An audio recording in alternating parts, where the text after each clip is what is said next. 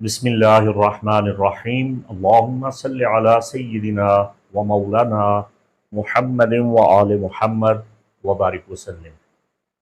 लियो ज़ोडिकल sign बुर्ज असद यानी सिंह राशि से ताल्लुक़ रखने वाले ख़वातीन व हज़रात, अस्सलामु अलैकुम व रहमतुल्लाहि व बरकातुहू। मुफ्ती मोहम्मद इमरान हैदर रज़वी आपकी खिदमत में हाज़िर हूँ। जून 2025 इल्म नजूम और फ़ल्कियात की रोशनी में आपके लिए क्या पैगाम लिए हुए है आपके गोश गुजार करने जा रहा हूँ। ये आपका ट्रॉपिकल यानी वेस्टर्न जायचा है जिसे मैं पढ़ रहा हूँ। अकॉर्डिंग टू सन साइन ये वीडियो आपके लिए है। अगर आपकी तारीख़ पैदाइश का दौरानिया 23 जुलाई से 22 अगस्त के दरमियान है, इलावा यज़ी अगर आपको आपका राइजिंग स्टार यानी लगना एसेंडेंट मालूम है और वो लियो है, तब भी ये वीडियो आपके लिए है।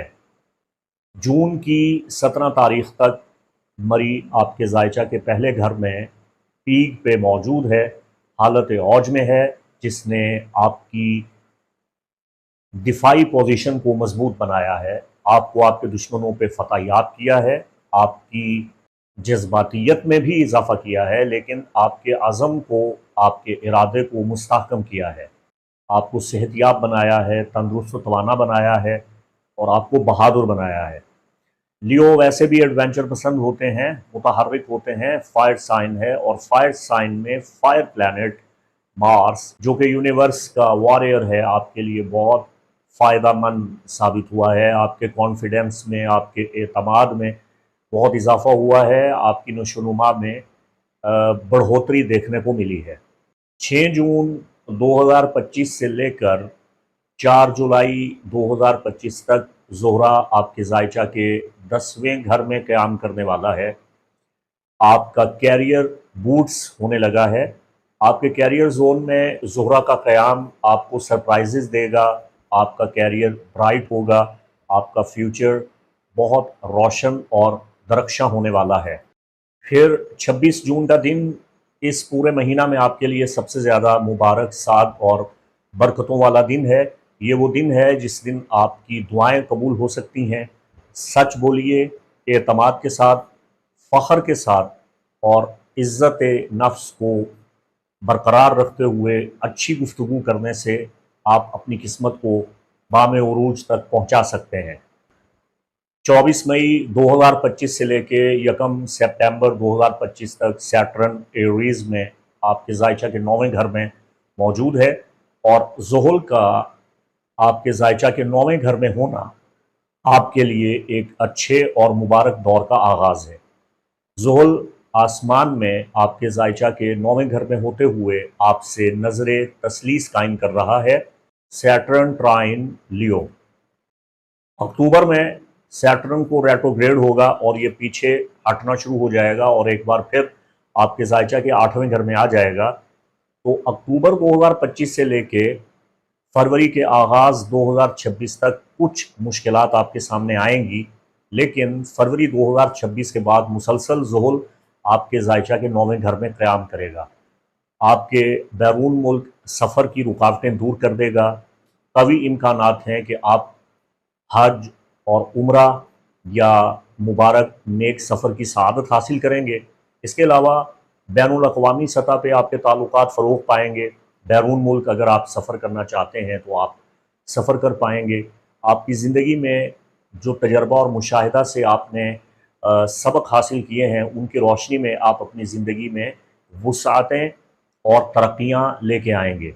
अगर आप मीडिया से वाबस्ता हैं या कारोबार करते हैं तो बैनुल अक़वामी सतह पे आपका कारोबार फलेगा, फूलेगा, वुसअत हासिल करेगा। रूहानी उमूर हो या कानूनी मामलात हों, आपको हर मैदान में तरक्की मिलेगी और सरमायाकारी करने से, मंसूबा साजी करने से आपको देर पा असरात मिलना शुरू हो जाएंगे, बहुत फ़ायदे हासिल होंगे। इसके बाद हम देख रहे हैं कि 9 जून 2025 से 30 जून 2026 तक एक नए दौर का आगाज़ हो रहा है, जब 12 साल बाद वुसातों का, बरकतों का, खुशहाली और सआदत का, खुशबख्ती का कौकब जो कि तरक्की और कामयाबियों से हमकिनार करता है, मुश्तरी आपके जायचा के 12वें घर में आन पहुँचेगा। तो करिश्माती क़ुव्वतों का हामिल सैयारा आपके ज़ायचा के 12वें घर में जब आएगा तो बहुत सी सुस्तियाँ और परेशानियाँ और रुकावटें आपके लिए पैदा करेगा।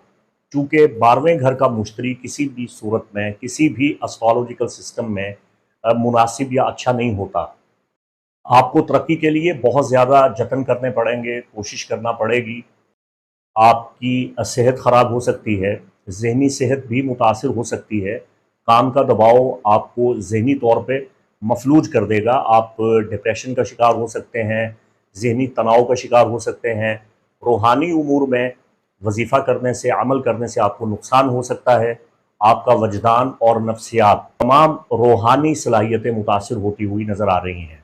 तो मेरे ख़्याल में आपको जुपिटर की रेमेडी करने की ज़रूरत है कि मुश्तरी आपके ज़ायचा के 12वें घर में आपके लिए किसी भी किस्म के नाक़िस असरात ना लेके आए। तो इसका पहला हल ये है, इसकी रेमेडी है कि आपको चाहिए कि हर जुमेरात किसी यतीम बच्चे की हस्ब तौफ़ीक़ खिदमत करते रहें, और ये अमल आपने मुसलसल 20 जून 2026 तक करना है। यानी 9 जून से लेकर 20 जून तक, ये जो 13 महीने हैं, आपने हर जुमेरात कोशिश कीजिए, वगरना महीना में एक मरतबा आपने लाजमी जुमेरात के दिन किसी यतीम बच्चे की खिदमत करना है। इसके अलावा बड़ा बेहतरीन अमल है कि आप जुमेरात के दिन अपने पेश नमाज अपने इमाम मस्जिद की खिदमत कर दें, उनके यहाँ खाना भिजवा दें, या पेश नमाज की खिदमत इस तरह भी की जा सकती है कि आप उन्हें तोहफ़ा में रुमाल दे सकते हैं, जाए नमाज मुसल्ला दे सकते हैं, आप उनको तस्बीह या इत्र वग़ैरह गिफ्ट कर सकते हैं। इमाम मस्जिद की खिदमत करें और उनसे दुआ लें। चूँकि मुश्तरी का ताल्लुक़ इबादत खाना से है और उन लोगों के साथ है जो लोग इबादत खाना में मज़हबी फ़राइज़ सर अंजाम देते हैं। वो दीन के मुबल्लिगीन हैं, वो पेशवा हैं, ख़तीब हैं, उलमा हैं, मशाइख़ हैं, वो मुदर्रिसीन हैं, कुरान पाक की तालीम देने वाले अफराद हैं। तो ऐसे नेक लोगों की खिदमत करने से आप मुश्तरी के नाक़िस असरात से बच जाएंगे और मुश्तरी की भरपूर सआदतें आप हासिल करेंगे। आपको माली परेशानी नहीं होगी। और मरीख़ के बारे में जैसा कि मैंने पहले अर्ज़ किया कि 17 अप्रैल 2025 से लेके 17 जून 2025 तक ये आपके ज़ायचा के पहले घर में है। ये आपकी हिम्मत में, आपकी ताकत में, आपकी तवानाई में इजाफ़ा कर रहा है। नए इक़दामात करने के लिए 17 जून तक आपके पास अब भी वक्त है। आपने बड़ी मुश्किलों को हल किया है, आपने पेशकदमी की है, आपने एडवेंचर सर किया है, आपने क़यादत की है, ज़ाती और पेशा वराना तौर पे हर मैदान में, हर इलाके में आपने अपना लोहा मनवाया है। आपकी जज़्बातियत में इज़ाफ़ा हुआ, गुस्सा भी बढ़ा, ज़बान में तल्ख़ी भी आई, लेकिन इसके साथ-साथ आपकी खुद एतमादी में इज़ाफ़ा हुआ है और आप खुद को बड़ा पुरजोश और मुतहर्रिक महसूस कर रहे हैं। 2 साल के बाद आप एक मरतबा हरकत में आए हैं। फिर आपकी क़ुव्वते जज़ब में, यानी मक़नातीसी क़ुव्वत में, जो लोगों को अपनी जानिब माइल करती है, उस ताकत में भी इज़ाफ़ा हुआ है। लोग आपकी जानिब राग़िब हुए हैं। 2 साल के बाद ये ताकत और तवानाई 17 जून तक आपके साथ है। इसके बाद 17 जून के बाद हम ये देखेंगे कि 6 अगस्त 2025 तक मरीख़ आपके ज़ायचा के दूसरे घर में क़याम करेगा। ये वो वक्त है जब आपकी माली परेशानियाँ शुरू हो सकती हैं। इस अरसा में आपने करना ये है कि अपनी बिसात और चादर के मुताबिक पाँव फैलाएँ। फायर प्लैनेट आपके ज़ायचा के 2nd हाउस में आग लगा देगा, इनकम में इज़ाफ़ा भी करेगा मगर अखराजात को हद से ज़्यादा बढ़ाएगा।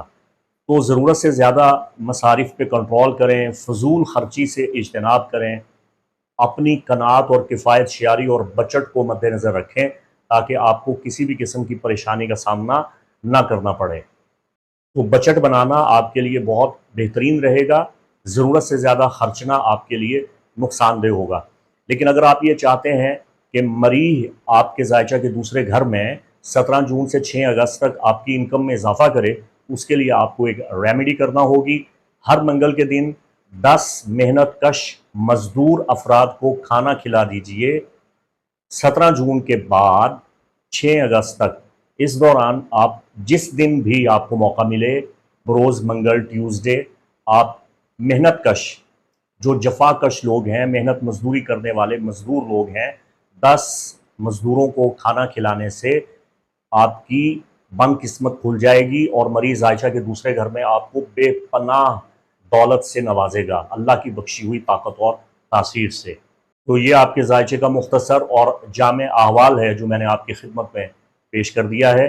अगर आप अपने पैदाइशी ज़ाती जायचा की रोशनी में अपने मसाइल का हल दरियाफ़्त करना चाहते हैं और इल्म नजूम की रोशनी में या इल्म रूहानियात की रोशनी में, नूरी इल्म की रोशनी में अपनी मुश्किल को हल करना चाहते हैं और रेमेडीज़ मालूम करना चाहते हैं, तो स्क्रीन पे दिए गए नंबर पे मेरे असिस्टेंट से रब्ता करके अपॉइंटमेंट हासिल करके मेरी रूहानी हिदायत और तजावीज़ से फैज़याब हो सकते हैं।